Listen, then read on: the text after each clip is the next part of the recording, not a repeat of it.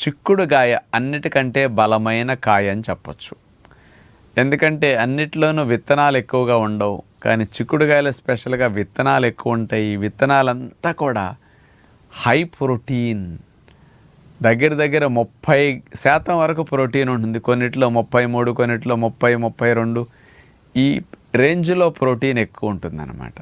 అందుకని ముఖ్యంగా కండపుష్టికి, దారుఢ్యానికి, రక్షణ వ్యవస్థకి చాలా లాభాన్ని ఇస్తాయి చిక్కుడుకాయలు.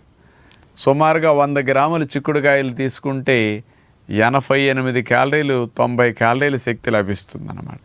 ఇతర కూరగాయలన్నీ 20 క్యాలరీల శక్తి, 25 క్యాలరీల శక్తిని ఇస్తే ఇది ఒకటే 88, 90 క్యాలరీల శక్తిని ఇస్తుంది. మరి అలాంటి చిక్కుడుగాయలు దొరికినప్పుడల్లా మనం బాగా ఉపయోగించుకోగలిగితే, అంటే గింజున్న చిక్కుడు, ఈ చిక్కుడుగాయల వల్ల ప్రోటీన్తో పాటు కెరోటినాయిడ్ కాంపౌండ్స్ అనేవి స్పెషల్గా కలిసి ఉండటం వల్ల